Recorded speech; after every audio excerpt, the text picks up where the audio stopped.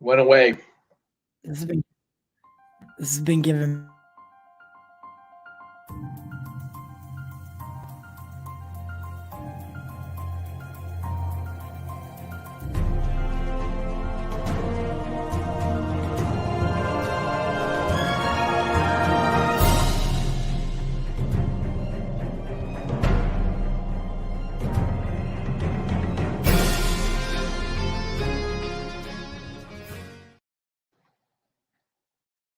What's going on, guys? What's going on?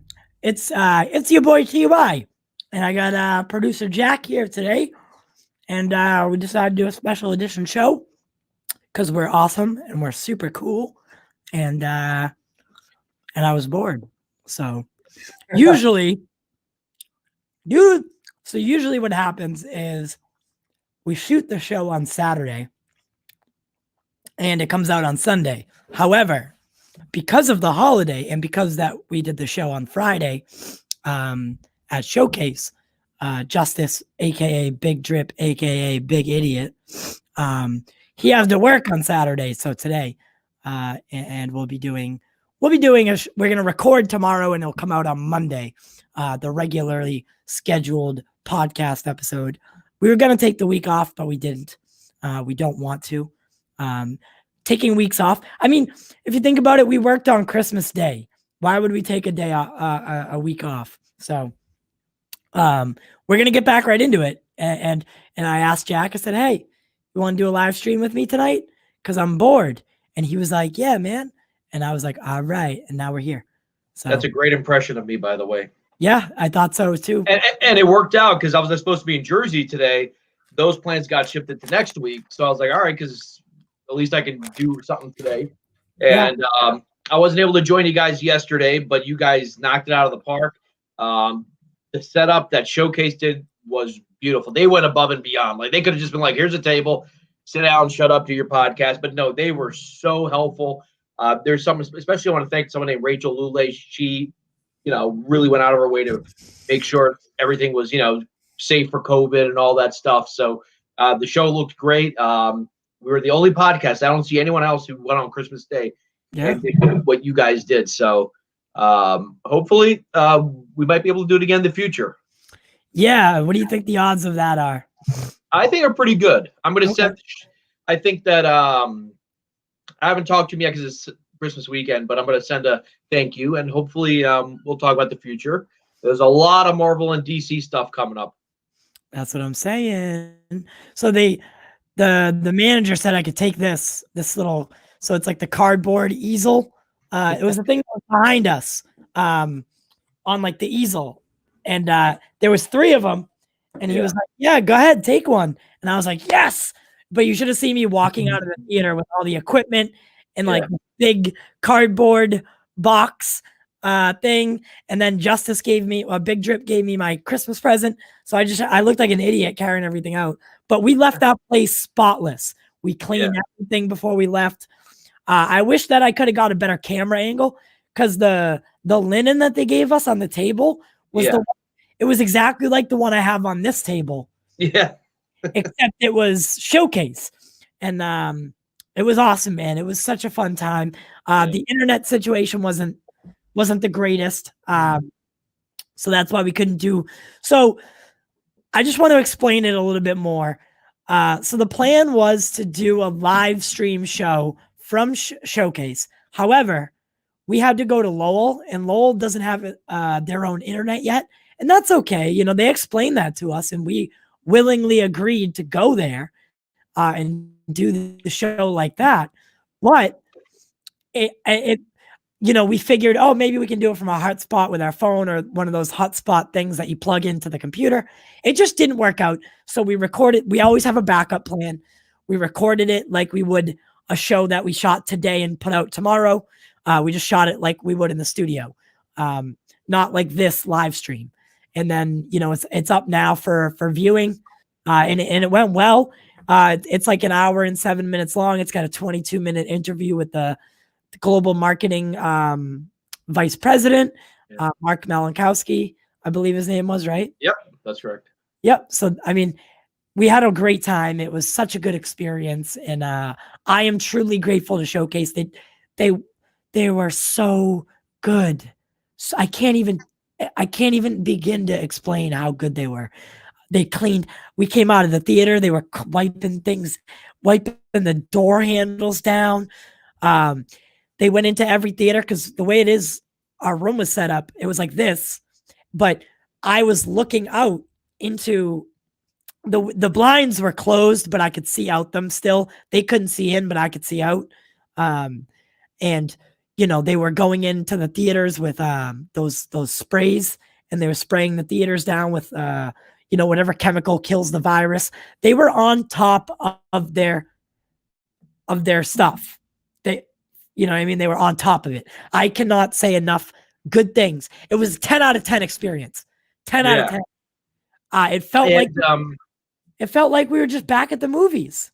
Yeah, and in our interview with Mark, he mentioned they went above and beyond. All their theaters, and I don't know if anyone else is doing it, but Showcase is doing it. National Amusement. They're putting these special air purifiers that sanitize the air. What he described reminded me of what they call ionizers. They kind of kill any deadly bacteria in the air. So obviously COVID can be passed by coughing and can stain the air. Well, they have these new air purifiers that sanitize the air, so you don't have to worry about that. So in your show, you said how the place smelled clean, even the bathroom smelled clean. Just how they went above and beyond. Yeah, and so Justice took what I said the wrong way. Yeah. Because I said it smelled like Fruity Pebbles in the bathroom, and I thought that was amazing. I thought it was awesome. And he was like, "Oh, it's gross," and I was like, "No, dude, it's awesome." Like, yeah, I thought that's good. But no, the place was so clean. It was so. I mean, things were shut down, right? For instance, they had a limited menu. The manager went out of his way to make me a pretzel, like a soft pretzel. Yeah. They weren't even on the menu. Oh. He went, turned on the machine, and made me a pretzel because they treated us like celebrities. It was the craziest thing. I swear to God. And it felt, I wrote it in my article today about Wonder. Oh yeah. And we could talk about that too. Yeah. I wrote it today in my article about Wonder Woman, which I'm still learning how to do. It's still when I put the pictures in, it still had the height and width on them. Mm-hmm. So I got to fix that, but I put it all in my article, and I just Showcase Cinemas. If you have a Showcase around you and that's the theater you can choose from, I'm sure it's either Showcase or AMC or Regal. Go to Showcase. They're above and beyond. Above and beyond. I couldn't even believe it.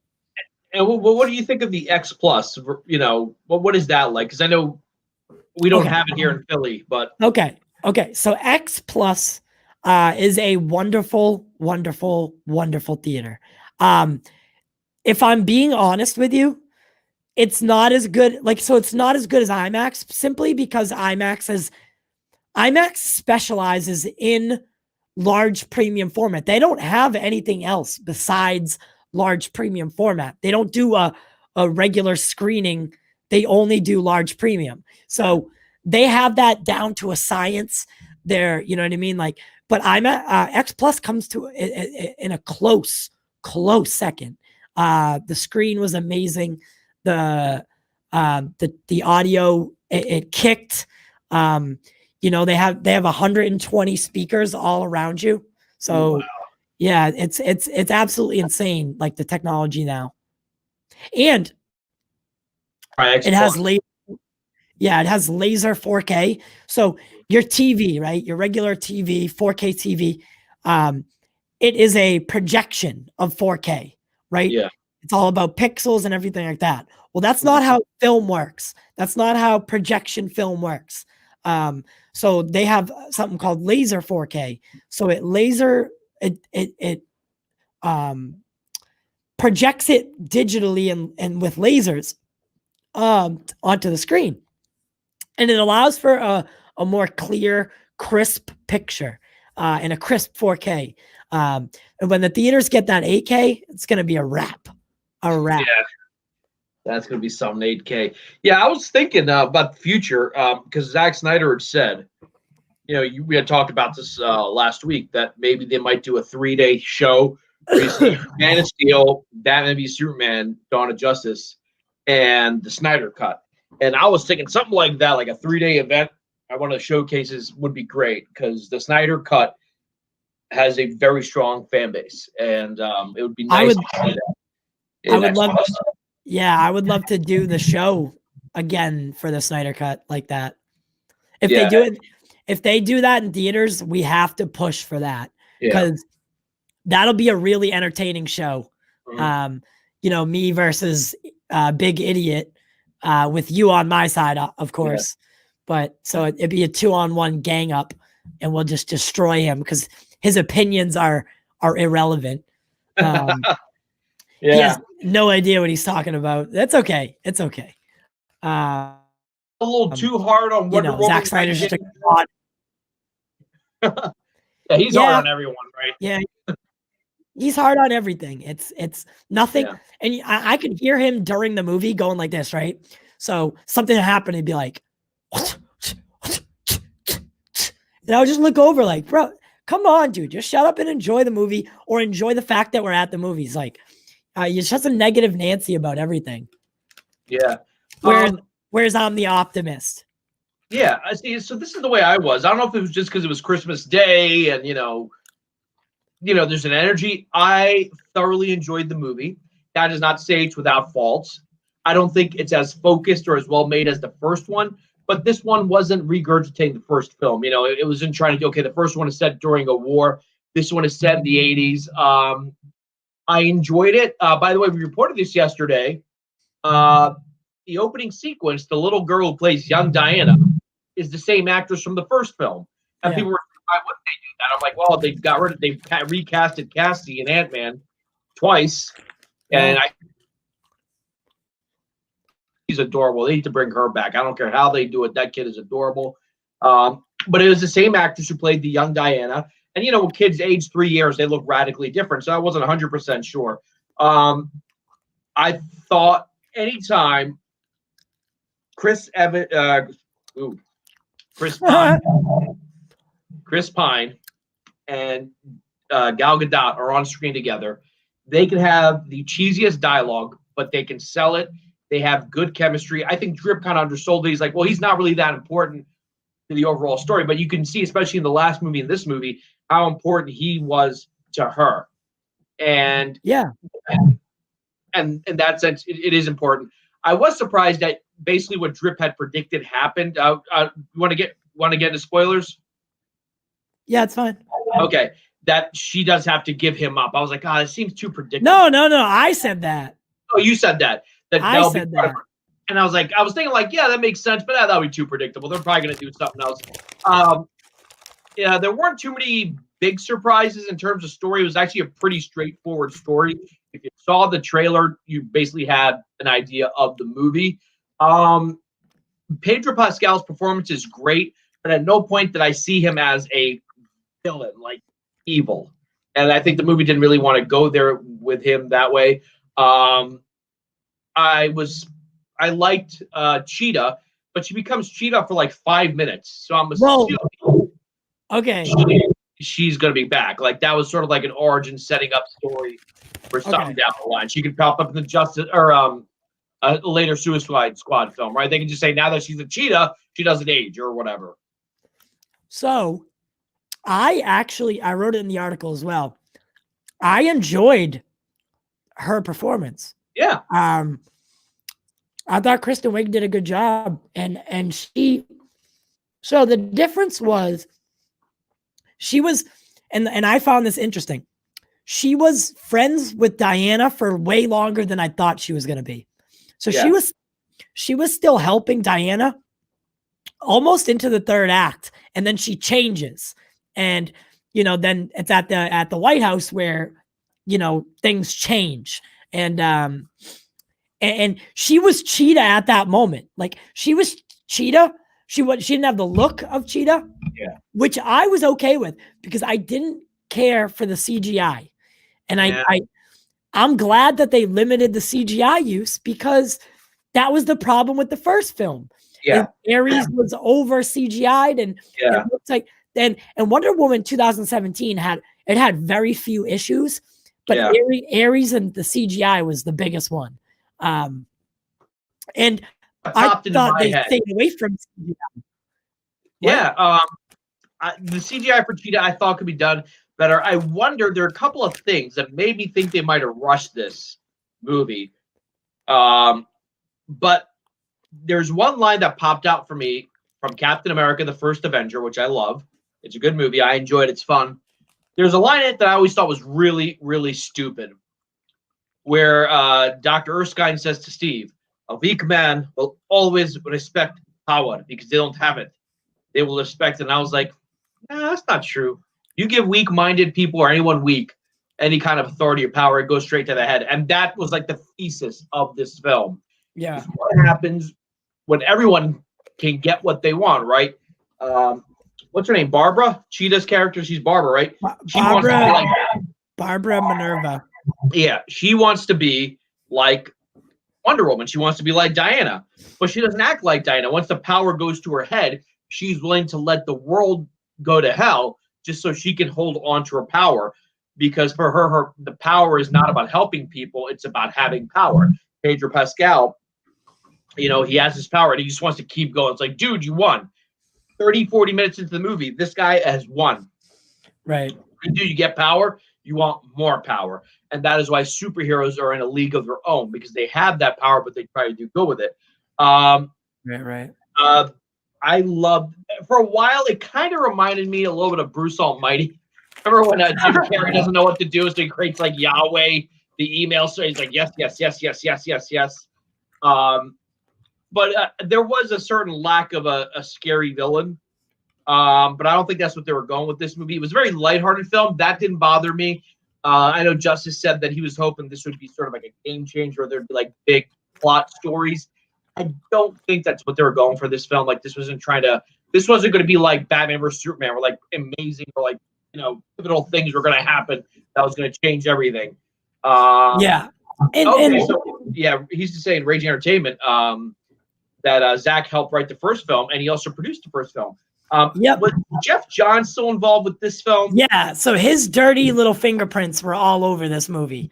And by the way, Raging Entertainment, Zach spells his name the other way, Z-A-C-K. Just to let you know, for future, not in a bad way, just letting you know. But it happens sometimes. That was Jeff Johns. I could see the movie. I could see him writing these absolutely corny. All right, come on. With the mall, right.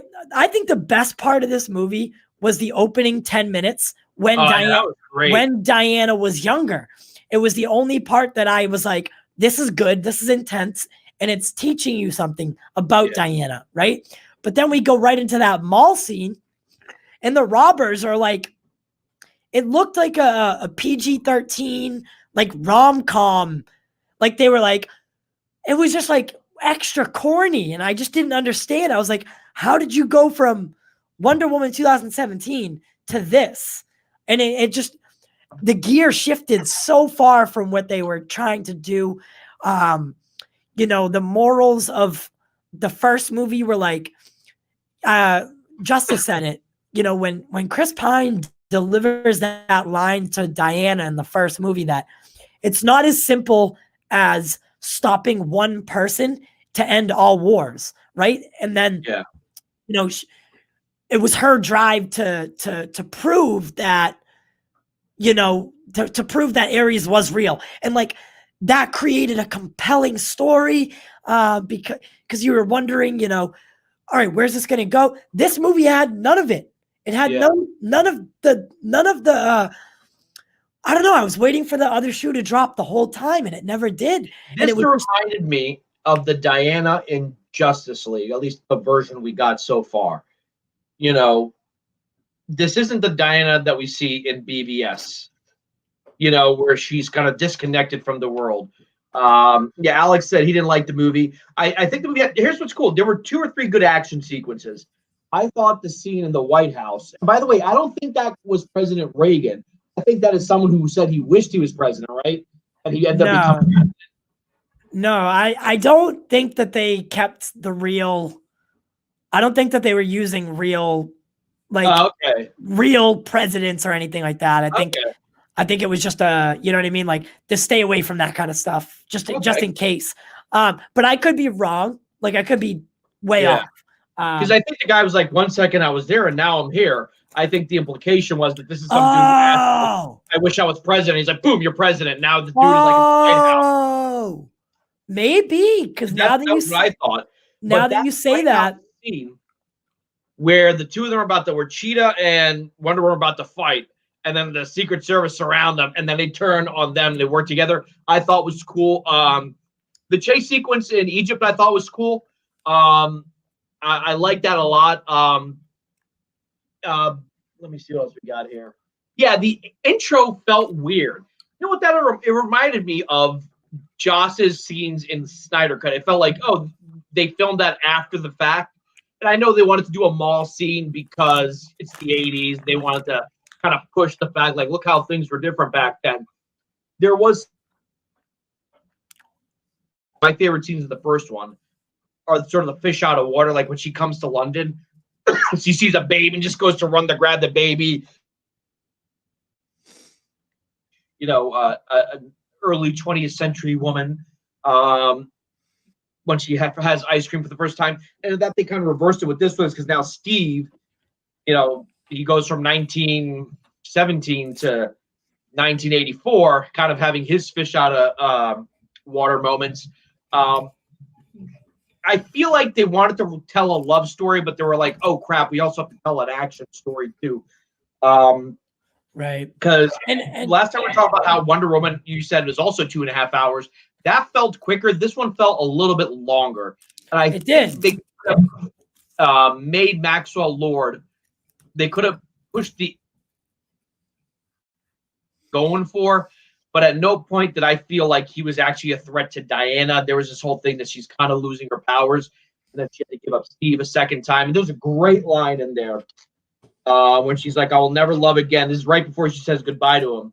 He says, I had a great life. You made it better. Yeah. It's a great big world, and it deserves you. I'm already gone. And again, those are lines that can come off as very soap opera, very cheesy, but it works. It's sold. The two of them have great chemistry, and I think that's what makes the movie work. It seems when it moves away from them that the plot, like, I feel like so much happened. I mean, I was literally taking notes. Also, I think they used a lot of tempo music in this. The first time she goes, did you hear what is that? A Beautiful Lie? No. Like, yeah, well, that's what I was gonna say, but there's a lot of echo. Did you hear the BVS, the music from BVS at the end? Yeah, A Beautiful Lie. I think that was, because again, Patty has come out in big support of Zack Snyder. And for her to say what she said about the Whedon cut, I think that was intentional. Like, hey, this is where you, and that music is primarily used during the scene. It's played twice. It's played in the intro where Batman is recounting the death of his parents. It's played during the Martha scene. But, so it's just music I associated with Batman. But I feel like Patty was like, told Hans Zimmer, play this music here. I want this because the next movie is a Snyder Cut. And technically, Snyder Cut is a sequel to this. But when she flies for the first time, the music they played is from the trailer of X-Men Days of Future Past. I know that because I watched that trailer like 300 million times. That very first trailer that dropped in 2014. I just thought that was weird that they used that temp music. Wait, it sounds great, but I immediately recognized it from somewhere else. Wait, is that confirmed? I promise you with my I can't confirm, but I know that's the music from the first trailer because I watched that trailer so many times. And I'm guessing Hans Zimmer might have written it for something else. It happens. Like they used a little bit of the Dark Knight's music in Call of Duty Modern Warfare 3 because Hans Zimmer scored that, and there was like some temp music that was taken from like the Joker's theme. So that does happen. Interesting. When he sees the breakdancing, I thought that was funny because one of my favorite scenes is when Steve and Diana dance for the first time when they're in, was it Belgium, I think? or wherever they are. Yeah. Okay. Yeah. And then he sees them breakdancing, and it kind of reminded me of the swaying thing. The invisible jet thing. Is that how that happens in the comics? I'm not going to deny. I don't read a lot of Wonder Woman, but she just touched it and. No. But you have lots of different iterations of Wonder Woman, right? Some Wonder Women, sometimes she can't fly, sometimes she can fly. The invisible jet, if I might be wrong, but I'm almost certain that the invisible jet wasn't made invisible, but it wasn't touched like that, and then just her protecting herself and like quickly doing it. It was something that they designed in mind, like with Bruce Wayne, or something like that, or is enchanted, kind of like Mjolnir. Because I was trying to think of because I mean that's like the last thing I was thinking of, right? That like how the invisible jet is invisible. But I thought it was really, I didn't mind it, but it was kind of corny. The way she was like, it was kind of hammed. Oh, by the way, there's this thing I've been working on. She's like with a coffee cup, and like she did it, and then she just slapped her hand, and it was like, whoop, all right, well now I'm covering a 29-foot fucking jet, and I wasn't really able to do a coffee cup, a couple weeks ago. So I don't know. Lots of stuff. I don't think this movie was. I just don't think Patty got, and I don't think that there's some hidden cut out there like the Patty Jenkins cut, but I don't think that it was her fault, because this just doesn't see. It seems surreal that this movie was that bad. I wouldn't call it bad. I mean, I enjoyed it, but I'm guessing the script for this was written pre-Snyder Cut decision, if you know what I mean. Yeah. When they were still trying to go with the Marvel formula. So like the movie came out today, but they were working on it for 3 years. They wrote the script. So go back to 2017, 2018. The Snyder Cut is basically a myth. Marvel's got Infinity War coming out, Endgame coming out. So when this script was written or devised, they probably, I would not doubt, have that studio interference. Like, dude, we got to make it lighthearted. We got to make it fun. We got to make it, like a Marvel movie. And then, boom, 2020 starts, the release of the Snyder Cut. But this movie's already, remember, by the time the Snyder Cut was announced, the movie was supposed to come out that month, originally in May, wasn't it? It was supposed to come out in May. So I'm assuming this is not probably heavy hand of John Berg, Jeff Johns, maybe even, I don't know if Whedon was involved, but they were in the studios in 2018, 2019. Yeah. And just, and the flying, like, and I had a lot of problems with what I had problems with most is like the visual effects. Yeah. Like when she's running, when she jumps out of the car, and when they're doing the chase in Egypt, when she's like, "Oh, Steve, I got this," opens the door and runs out. Like, it looked so bad to me. It looked weird. Yeah, I agree with you. Like, I guess because there's no real way to show. Look, I love Infinity War, but even the scenes where Cap and when they run fast, it doesn't look good. Because it does. And then they did it in the Richard Donner cut when Superman is running, and they just did something so silly. And of course, with the Flash, they just have him running regular, and everything is zipping past him. Yeah. I think that was just. There was plenty of other. There was plenty of other moments from CGI that I was like, what in God's name is happening? When she's flying, like it looked like the Christopher Reeve Superman scenes flying. Yeah, you're right. Because you know what I mean? Like it just looked like, come on, I know you guys can do better than that. You guys have plenty of time to work this stuff out. I just don't understand what went wrong here. And I think I went into it with such high expectations, like, all right, this is going to be an absolute banger. And it wasn't, you know what I mean? So I kind of let myself down. I'm not going to deny, with the fandom, with the Snyder Cut trailer, I think we maybe realigned our minds to expect a movie more in vein with what Zack was doing. Because the first film does feel more in vein with what Snyder was doing, and this movie just wasn't. Here's something I noted. just like in the first movie, Ludendorff is the bad guy, and then it turns out he's not Ares. He never was Ares. But then Ares shows up. I thought this god of lies was going to show up in the final scene. I thought they were going to do something similar, like, they go to visit someone named Baba Jibe. Yeah.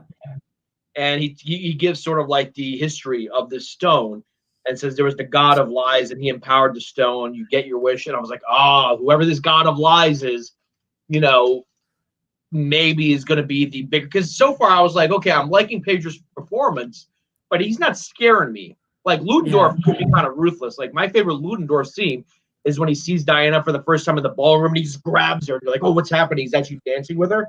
Yeah. He's kind of like intimidating. Yeah. Pedro wasn't going for that. It's not his fault. Like they were not going for that. Did you get the Trump vibes? I don't know. Everyone was saying he was supposed to be Trump, aside from the fact that he was like a salesman, or he has that kind of salesman thing. I didn't get that vibe at all. So I did actually. And the only reason that he had a Trump vibe, or I think the only reason that people compared it to Trump was like, because the whole Ponzi scheme thing and like having people invest in something that's not real or that he doesn't have yet. Okay. So, that part was more or less what they were referring to. Not his actual motivations or not his, because he actually had towards the end of the movie, you find out that he has a soul. And what happened to him? He didn't get arrested? Nothing? I guess not. Because you can't really prove that in the court of law. Like, he granted you the wish. Can you prove that? Like, there's no actual way to prove it. But like he finds his son, and that's just it. That's nothing. No repercussions. Nothing. Yeah. What did you think about the post-credit scene? That was, again, like I was trying to say, I think the movie was a big love letter to the 80s show. There was a lot of, especially with the running. 70s, right? Was it the 70s? Damn. I'm thinking of the Incredible Hulk. That was 70s and 80s. She's still alive. I thought that was a nice nod. What was his name? Drip was saying multi. Oh, wait, what? He was saying that it might have been involved. He thought it might have been a multiverse thing, because in this universe she's Asteria, and another universe she's Carter. Yeah, but or rather, she's Diana Prince. Yeah, but also, so as everyone knows, Ezra Miller crossed into Grant Gustin's Flash. So the movies and the CW Arrowverse are I guess you could call them technically, they're in the same multiverse, like, you know what I mean, somewhere along the lines. And Linda Carter actually played the president of the United States in Supergirl. But turns out she's an alien. But it turns out she's a shapeshifter. Yeah. Not just an alien, but a shapeshifter. So if you really wanted to go crazy and start threading needles and stuff, like Linda Carter could actually be like you know what I mean? Like multiple versions of her. Yeah. You know what I mean? Like you could create a storyline just on that. Because now she's Wonder Woman, she's Asteria, and she's a shape-shifting alien, all in like the DC universe. So, I mean, people were like trying to think, but and now with the whole Asteria thing, they could be referring to like just kind of retconning it a little bit and saying like, oh, we called Asteria Wonder Woman, back in the day because, she was fighting the wars and stuff. They could do something like that and like, make it so the show was she was Diana Prince in that show, and there was a Steve Trevor in that show played by Colonel Steve Trevor, he was called. But look, the multiverse makes everything canon. We know Michael Keaton Batman and all that stuff. Adam, and remember in the Arrowverse, they also made the 60s show canon when they had Burt Ward. So yeah, I mean, I hope she has a role maybe moving forward. I think Wonder Woman 3 is definitely going to happen. As I said last week, I hope they don't just make 3 like Marvel and do it. No, they should just keep going. Keep making Wonder Woman movies. There's a lot of stories to tell. I would like a more focused film. But I did like the 80s setting. I did like it. And And Kristen Wiig impressed me. A lot of people were upset. They said it felt like too much like a feminist movie in terms of like pushing it down your throat. I didn't really get that vibe. The only thing was like there's this drunken guy that keeps bothering Kristen Wiig. First time Diana saves her. The second time, she just kicks the crap out of him. And I didn't feel bad for him. I wasn't like, oh, that poor guy. I'm like, whatever. Because that does happen. It happens then. It happens now. So like I didn't think it was really heavy on that. But yes, you have strong female characters. It's more redeeming than, let's say, Captain Marvel was. Because at the end of the day, what does Diana want? She wants Steve Trevor. She fell in love with him. She hasn't moved on from his death. It still bothers her, even in the events of Justice League. So he was very central to her. He was the first man she had ever met. And so were you surprised at the whole thing? Like, I thought Steve Trevor would just appear. He's actually in someone else's body. Yeah, and Justice had to ask me what was going on because he didn't understand when the guy was the guy, and then like it kind of did the rotation camera angle, and then all of a sudden it was Chris Pine again, and I was just like, oh no, like we're seeing the truth, but he's actually in someone else's body. Because us as the audience, we always see the truth, and that was a big theme in this movie was, from the beginning, the whole Diana cheating and like being pulled by by Antiope. What is it? I always say Antiope. I always say Antiope. Antiope. So, and then she tells her that, the things built on lies, are they're not as good as the truth. And then, this whole movie, the central theme in it was the truth is always better than building a life on lies. Steve Trevor being there was a wish that should have never happened. Yeah. So that was technically, that was a lie. Everything Maxwell Lord was doing was a lie. He wasn't telling you that he was going to take something from you. He was just telling you that he was going to grant you a wish. And again, that's the relation to Donald Trump is he promises, oh, I'll grant you this. I'll grant you this. I'll grant you this. He might grant it to you, but he's also going to take your soul. So. Okay. In that sense, I have a gripe about that opening scene. That girl deserved to win. This is what young Diana. What happens? She falls off her horse and she slides down the hill and meets her horse there, meaning that she stayed on the horse. The horse and her would have been at the same point. She should have stole one. I thought it was showing that she was. And dude, like she's up against like these warrior women and she's like yay high, I felt so when she pulled her back, I was like, come on, man. Like let her win. Let the poor kid win. She worked so hard. She's beating the crap out of everyone else. Yeah. I was surprised that was all we saw of Themyscira. I thought we would. I know that once Diana's gone, she's gone. But in the comics, she has returned to Themyscira. Yes. I was hoping I'd see more of that. I don't know. Yeah, I thought Themyscira was gonna play a lot more of a role. And the whole riding the lightning thing, that was kind of lame as well. I was kind of hoping Metallica would play, and when he was set in the 80s, I'm like, they got to throw in some Metallica, Ride the Lightning. I thought I saw that in the trailer. I'm like, oh, they're definitely going to do that. And and that was kind of the problem at Showcase, right? So we came out, and it was like, damn, man, there's like really not a lot to talk about. Like the movie, think about it. Like actually think about it. The movie didn't give us much to talk about. There was nothing that was out of the box.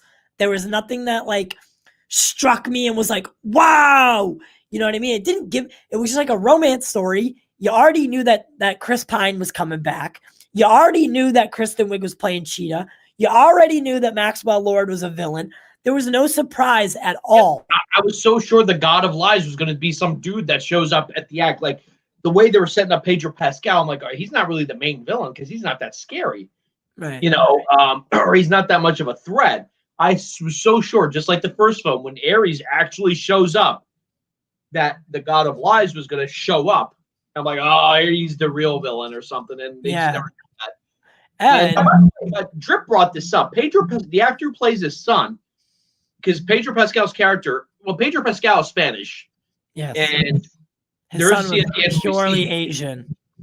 And we never meet the mother, but he didn't look mixed. I just thought that was. It was so weird. I don't know. Like, there's nothing wrong with the kid being Asian. Is the kid's No, a good not actor. at all. Not at all. Like, I was like, why did they cast an Asian kid when the father is, or make it a mixed actor, someone who's both Spanish and Asian? That's fine, but like, it didn't really make sense. Yeah. Like, and that's what I mean. That was like the least of my problems with the movie. Yeah, you know what I mean? Brought it up, and I was like, I had wished that he didn't even bring that up, personally, because like, so that was the thing. So like, I told him when we came out of the theater, I was like, listen, it wasn't a good movie, right? But we're not here to talk bad about anything. Yeah. Like, we're here to promote coming back to the movies. Like, and if we're just like, this movie sucked, no one's gonna want to come back to the theater. They'll just watch it at home. So, I told him again, and he just kept saying it on the show, like, it was a bad movie. I'm like, bro, shut up.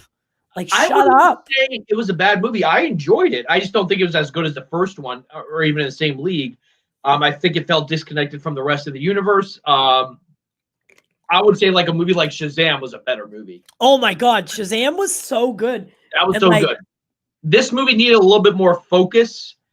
And I think when the script was written, it was still 2018, 2019, pre AT&T, when they were like going on the Marvel train. Let's do what Marvel's doing. But I will say this, and this is what's important and gets overlooked, because he said he doesn't think Gal Gadot is a good actor, or maybe she doesn't have great range.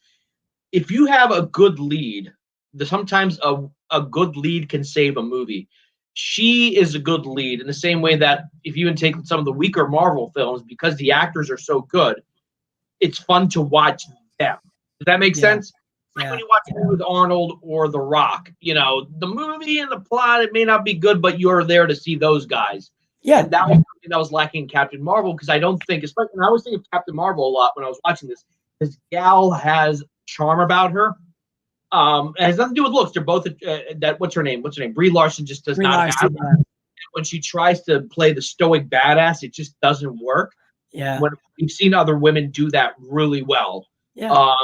I think for me, watching Gal on screen, she saves the movie when I feel like maybe it's losing my attention span.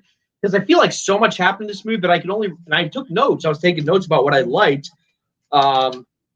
But like, I feel like it felt long. Like I remember when I hit the pause button, it was only like 50 minutes into it. I'm like, holy crap, we still got a lot left. And I was okay with that. And I do want to rewatch it. And granted, it was Christmas. I was really excited, but I enjoyed it. I had fun. My sister liked it more than the first one.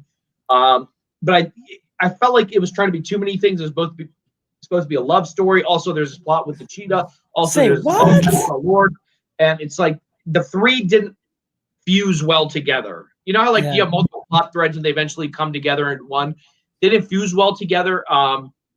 Again, it's not Pedro's fault, but I was never scared of him or threatened. Like, this dude is a danger to Diana. Like, he's a legit threat to her. Chris Pine was beating the shit out of him at one point. Yeah. In the White House, you know what I mean? So, but Chris Pine's like, Steve Trevor's a good fighter and stuff like that, but still, like, you can't go up against Wonder Woman if you can't beat up Steve Trevor. So, wishes or not. And I don't know. You know what I mean? So what do you think the future of big budget blockbusters are going to be? I have no idea, because I want to see how much money this movie makes. Because it's a shame if this movie were to be considered a failure financially. Yeah, it would be a bad hit on the DCEU. Because Wonder Woman was like the first film that was critically liked. You know what I mean? The first one. So for the second one to bomb or to fail, you know what I mean? Like, people tend to hear things and then they naturally dismiss whatever it is. So like, if someone I like, or like say I'm like a general audience member, and someone that I like on TV or on YouTube says Wonder Woman sucks, the DCEU is going nowhere, I'm going to take that as a hard fact. And I'm just I'm not going to do anything. I'm seeing a lot of like straight up anger about the film. It sucked. it sucked. It was awful. It was the worst movie. I was like, oh, easy there. I wasn't that like, it kind of reminded me, believe it or not, I'm not into woke politics that much, but I didn't see Birds of Prey in theaters because I heard that's all that movie was. And then finally, it was on sale on Vudu for like $9 in 4K. I watched the movie and I enjoyed it. I was like, hey, it wasn't great, but I enjoyed it. And I enjoyed this. I feel like there's enough charm. There's enough. It's like those 3 flavored ice creams, and you only like one part of it, but you'll buy it and you'll dig into the one part, and you might get some of the other ice cream flavor you didn't want. But I didn't hate this. I enjoyed it. It is arguably one of the weaker films, and it's also I don't know. All right, I put up a thing on Twitter. Let me find it. Okay, because I want to get the numbers correct. Yeah. So if you're gonna sit there and you're gonna not you, I'm talking generally, because I'm not talking at you like that. If you're gonna sit there and tell me that Wonder Woman 1984 was a better movie all around than Batman vs Superman, even the theatrical Batman vs Superman. All right, so let's check this out. On the tomato meter, Rotten Tomatoes, not that I give a shit what they think, because they're absolutely trash. 28% for Batman vs Superman: Dawn of Justice, with an audience score of 62%, right? Yeah. Wonder Woman 1984, tomato meter 68%, audience score 76. People are liking Wonder Woman 1984 more than they are Batman vs Superman, and I am insulted. I really am. I'm insulted. I'm not mad. I wouldn't freak out about it, but like, when was the last time you saw the theatrical cut? The theatrical cut? Probably like two months ago. Okay. Yeah. So I watched it in theaters, and I remember not liking it at all. I was so mad. Then I saw it in theaters as well. Yeah. I saw it in IMAX. And then when I saw the Ultimate Cut, I think the original cut was on HBO before Max. So and they had the regular version, it was on. And I was like, oh my God, this feels so weird. They just kept the scenes would just go like scene after scene after scene. There was no transition. And I was like, okay, now I remember why I didn't like this, because it felt like, Zach is pretty good at establishing a scene. Like the scene where Lex Luthor runs into the senator. It just starts, Senator, I want to talk to you real quick. I'm like, wait, in the Ultimate Cut, you see the senator explaining what to another senator that Lex had paid that woman to lie, and and then Lex like, Senator, and it was a way better scene. I'm like, that's why I didn't like it, because they took all these scenes out. The Africa scene just happens, like there's no build up to it. In the Ultimate Edition, they're waiting, they're talking, they get in the car, they're put the hoods on them. But in the theatrical version, they just boom, they're in Africa. General, are you a terrorist? Like, so I wouldn't be surprised if people like this better than the theatrical cut of BVS. But I think a lot of people are going back and rewatching BVS. I've talked to a lot of people who have changed their minds about that movie. The Ultimate Edition. It's crazy what 30 or 40 minutes can do, right? Yeah. Like it is a different movie, and like you just said, there are scenes that get explained, set up better, and it makes the story cohesive. Yeah. Like how did Warner Brothers not see this? Like originally looking at it, like, yeah, all right, so this can go. That's not important. Bro, what do you mean that's not important? Now I don't know I don't know why this is happening. Like, how is this, and I'm glad that they have new management, so to say, at this point. I just hope this doesn't hurt DC if the movie doesn't make money at the theaters. And part of the reason we were doing the thing at Showcase was to show, you guys went into great detail about how much they clean. They're putting an hour in between shows to clean the cinemas, and they're thoroughly wiping down handles and everything. The bathroom, food, everything is, spick and span. Mm-hmm. And I do think that, it's a shame they shut down the theaters in PA, but like what Mark was saying, theaters are important. And a movie like this, okay, even if it's not that great, it does need to be successful for DC to move forward. I know Patty Jenkins had said that the final act was changed of the first film she made. Yeah. And we know that they did it to Zach. So it's very much possible that this movie was made by committee years ago, and they filmed what was made by committee, and then did that. But in terms of performances, everyone's performance was good. Wasn't sure how Kristen Wiig would do. I liked her. Yeah. I liked her a lot. That didn't match the father. Like, that's not even an acting issue; it's a casting issue. But there were no casting decisions that I didn't like. Everything. I mean, for the most part, if they had a better story, that would, like, those actors, actresses, they would have killed it. Yeah, absolutely, they would have murdered it. And it's sad. It's sad that they didn't get the story that they should have. They didn't get a story that was compelling. They didn't get a story that you wanted to watch as an audience member. It was more or less like very predictable, very, I could see what was coming 20 minutes from now because there was no plot twists. There was nothing that was, it was just straightforward, laid out for you. I pissed off people when I said this. When I saw Deadpool, I said I enjoyed it a lot. But if you saw the trailer, you saw the movie. Like, there was no, but it was a fun story. If you saw the trailer for this, you essentially know what's going to happen. Yeah. It doesn't become Cheetah till like the last, not even act, like the last 15 minutes. But I feel like, again, they're saving Cheetah. She's going to come back at some point. And I think she may not have been out. She's a recurring villain, so hopefully we do get to see her again, because I wouldn't mind Kristen Wiig. Do you think Wonder Woman will get a third film? Oh, it should. It should. And maybe a more focused film. It might even be time to switch directors, though. I mean, it happens. Not every actor, not every director gets to do the full trilogy. Maybe, if I'm missing some information, if it was made by committee and Patty didn't really get a say, then yeah, keep her and let her make her movie for the third one. But if she made this movie, maybe it is time to switch directions and let her go do Star Wars, and we'll find someone to do the third Wonder Woman film. It's also the opposite could have happened, that because the first one was so successful, they said, do whatever you want. And we've seen that happen with Marvel. Jon Favreau made a great Iron Man movie, but he didn't make a good sequel. It wasn't a bad movie, but it was not as good as the first one. It wasn't a Dark Knight to a Batman Begins or a Winter Soldier to First Avenger. It wasn't a step up. Yeah. And so sometimes they just let you made us $1 billion or $900 million, how much Wonder Woman made. Do whatever you want. And the fact that it's called Wonder Woman 1984, I think the thinking was, look, it's set in the 80s.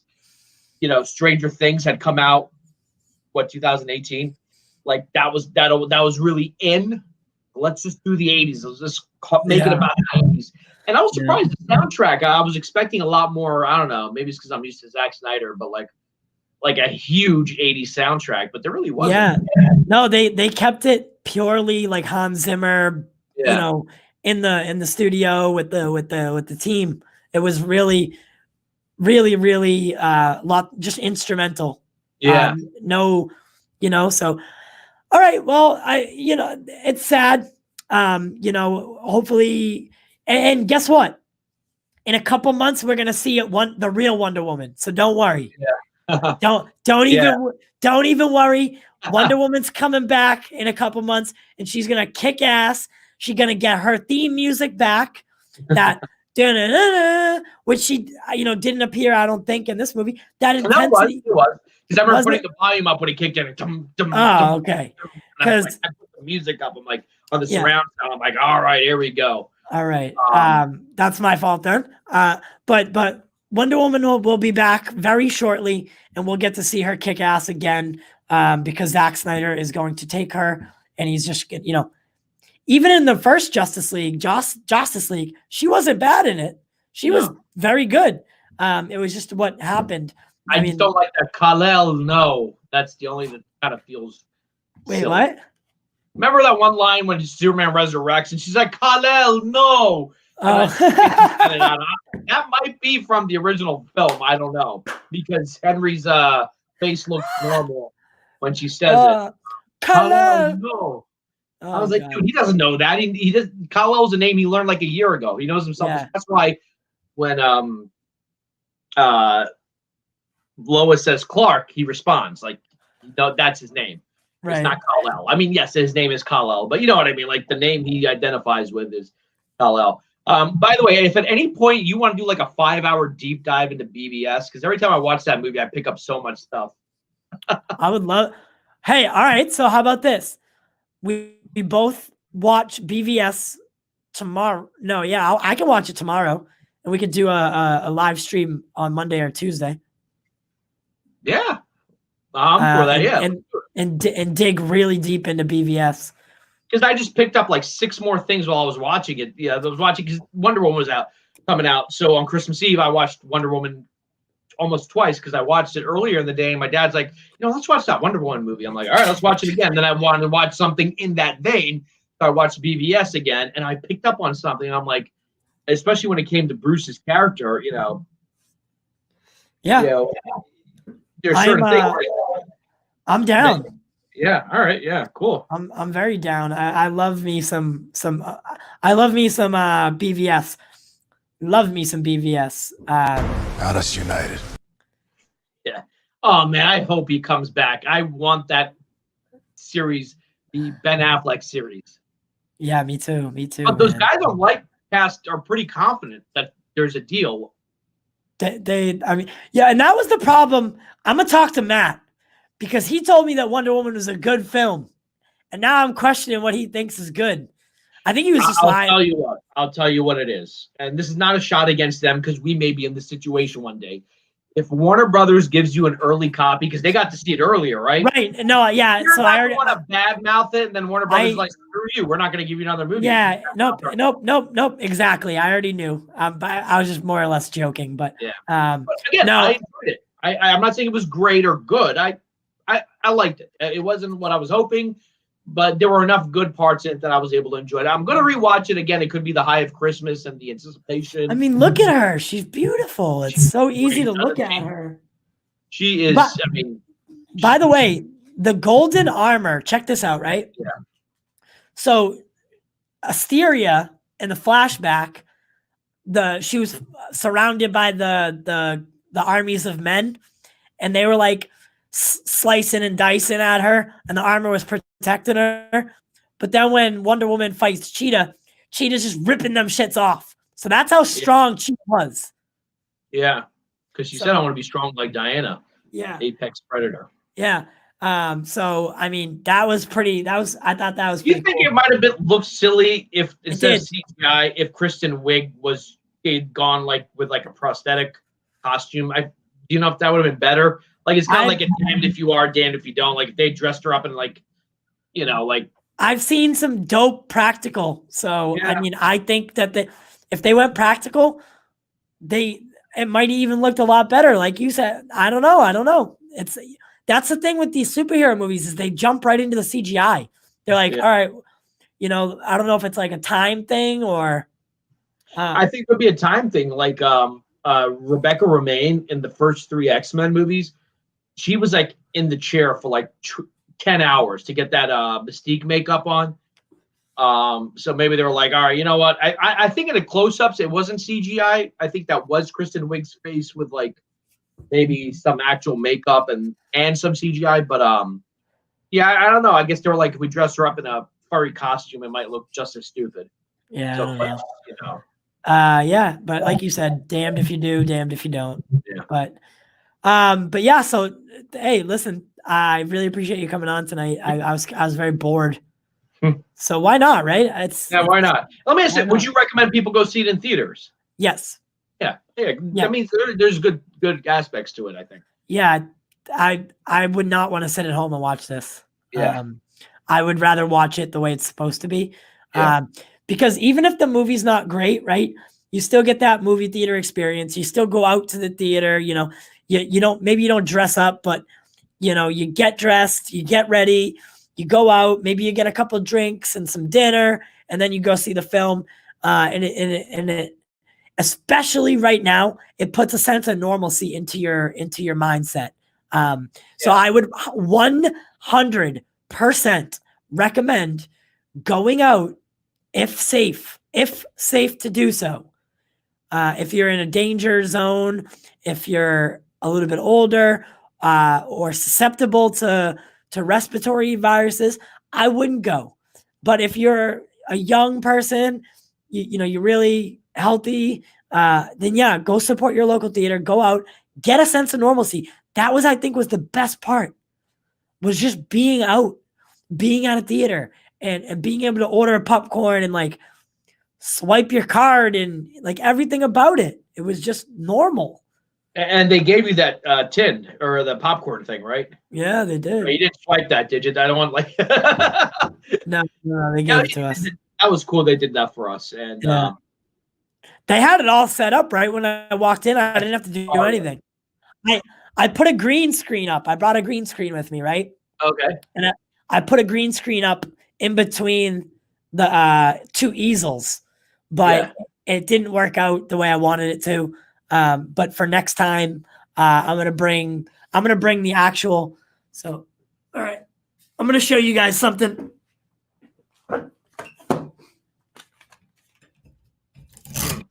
So what I was trying to say was, for those watching, that she reminds me of like an old school Hollywood star. You know, we have a lot of celebrities, but she reminds me of like, those sort of 40s and 50s actresses. You know, like Ava Gardner or like Gene Simmons or Deborah Kerr. Like she just has that sort of grace about her that we don't see in many actresses today. And Gal's got it. She's got a charm. That's why I really enjoyed the movie. Because even when it doesn't work, she works. Chris Pine works, and when the two of them are on screen, to me, that's enough to save it. And I do think if I could have, I'm in Pennsylvania. Our theaters are shut down like completely, like not even the suburbs. So luckily, they shut down Boston, but it worked out in Lowell. Are you ready? Yep. So can you see that green screen? Yep. So see how it's on a stand? Yeah. I don't know if you can see that it's on a stand. Yeah. So I'm gonna bring that next time because I have these two green screens. I brought these lights as well. Okay. So as you can see, there's a little quick sniff. Yeah. But these lights, they all break down into like really small bags, and the green screen one, it breaks down into like a small bag as well.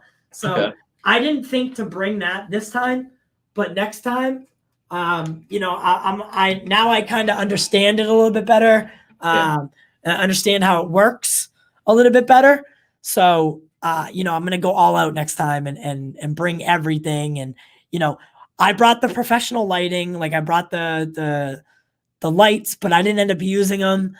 I brought the green screen, didn't end up using it because, I was not nervous, but I was just trying to get everything ready real quick. Yeah. And, next time I'm going to get there like 3 hours early and, just set up and get everything ready. And next time we'll be at Legacy in Dedham. So they have, that theater is state of the art. When I say state of the art, I'm talking state of the art.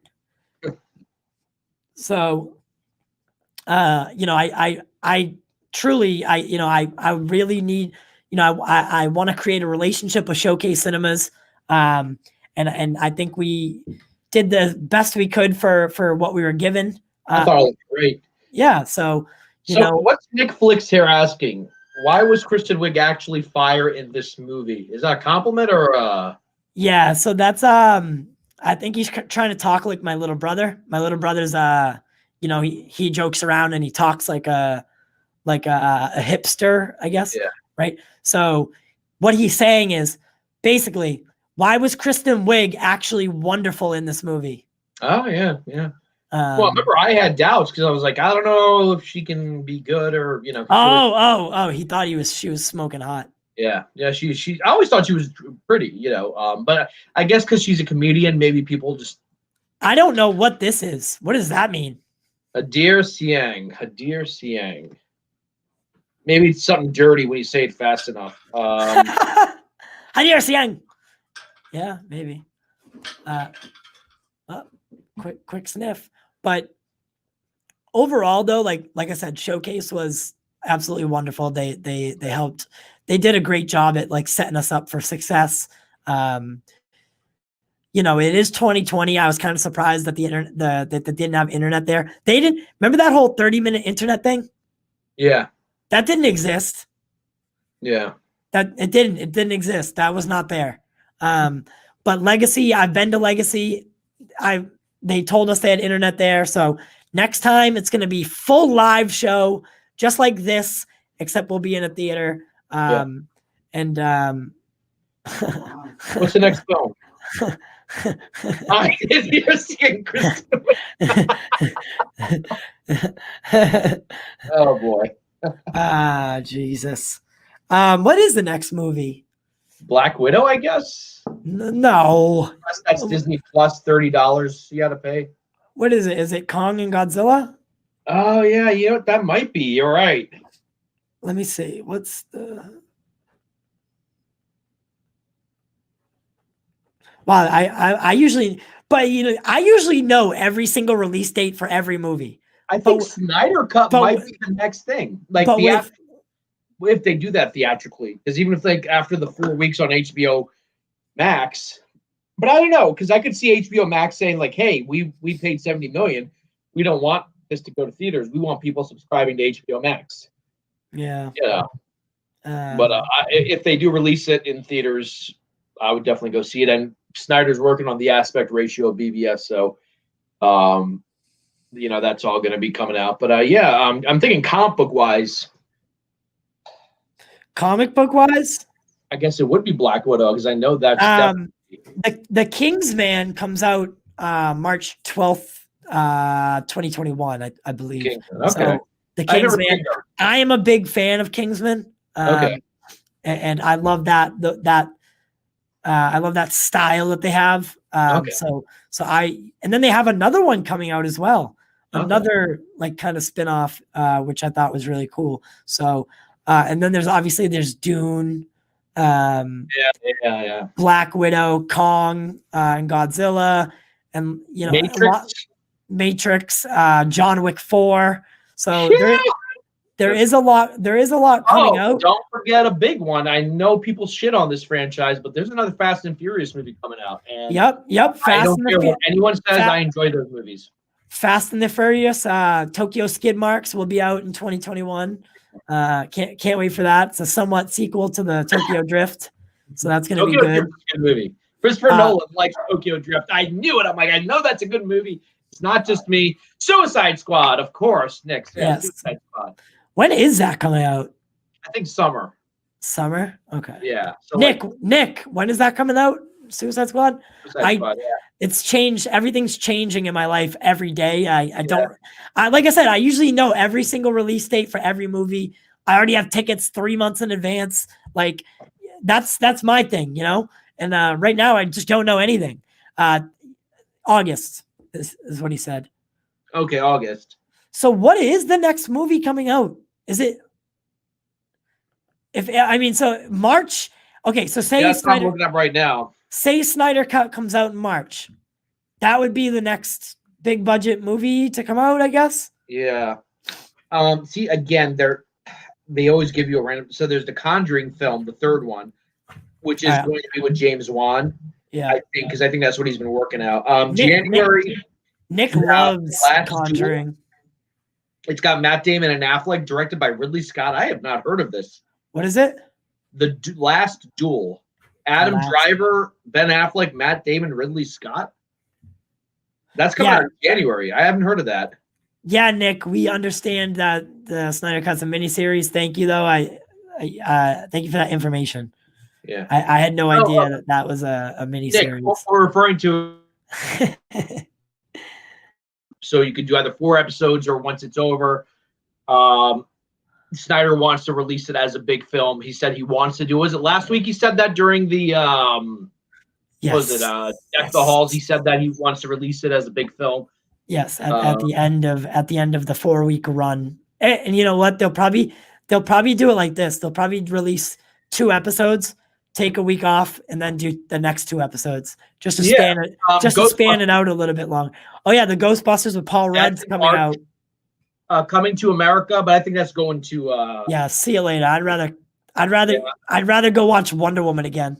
Yeah, Tom and Jerry will. That actually looked kind of fun. I don't know if you saw the trailer for that. I thought it was going to. I did. It was during Wonder Woman, and I would rather go see Wonder Woman than I watch that movie.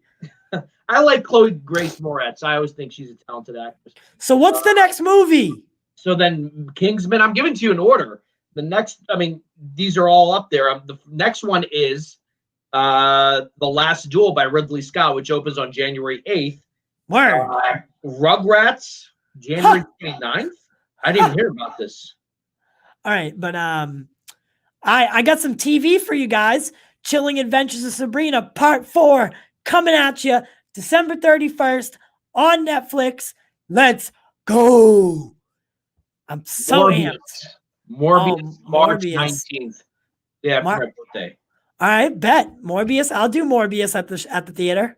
And the same day, Tomb Raider 2. I did not know this was being made. All right. Hey. We got to talk to Rachel. I would like to go do it for Morbius. All right. And then F9 is coming out April 2nd.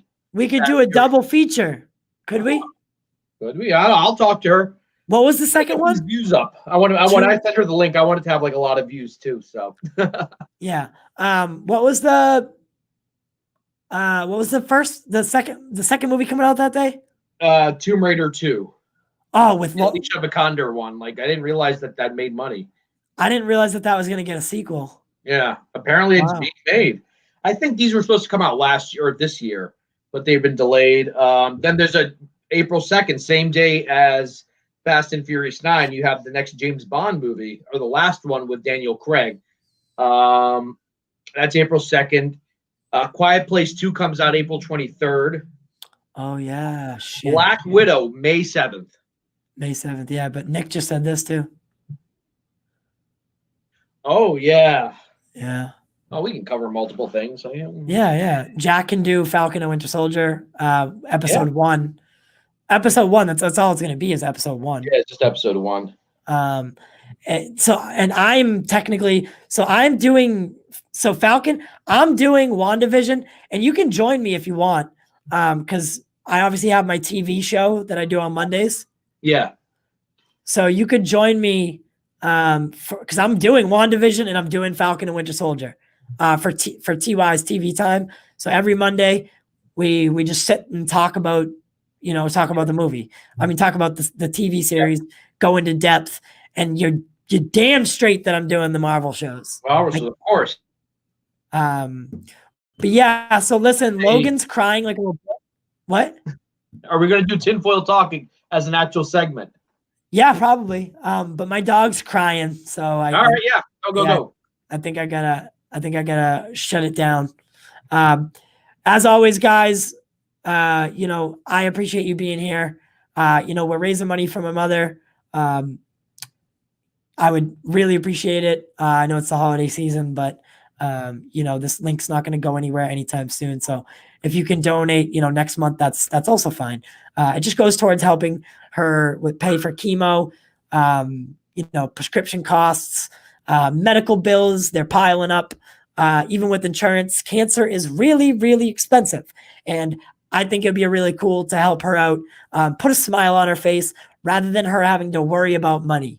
That's the last thing you should have to do when you're suffering from stage 4 breast cancer. So if you can help out, whether it's $1, I really don't care if it's $1, $10, whatever, or share the message, that's free. I can't stress it enough. And then, for everyone who supported us for the last 4 or 5 months, we'll never forget it. Never. If you ever need anything, we're getting the website up right now. It's all got all our contact information in it and stuff like that. So feel free to reach out and we can just talk. If you ever need a lending ear or hand or whatever it is, I'm here. And I always say, it's one thing to help when it's convenient. It takes a lot of, I think, courage to help when things are rough. But you do it because it's the right thing to do. And to quote a hero, that's what heroes do. That is what heroes do. But it was weird. Sorry, I had to get my grade there before it ended. But thank you all for joining us. We will be back on Monday. Episode 20 of the podcast will be debuting Monday, where we're going to be a day late because of the holidays, but that's okay. You'll get us Monday, and then you'll get Homeboy and us. We just decided that we're going to do an in-depth Batman vs Superman, the Ultimate Edition. Just to stress that we're gonna dive deep into everything about it. Batman's the type of cloth that he uses in the bat suit. We'll be discussing it. All the thread count, everything. How much thread count his sheets and pillows have, everything. We're getting everything in there. So make sure to join us for that. Subscribe to the channel. Ring the notification bell so you don't miss any new uploads. Come make fun of us. Come laugh at us. Come laugh with us. It doesn't matter to me. All right. Thank you guys so much. Merry Christmas, everyone. Merry Christmas. Happy holidays. Let me guess. It's not playing.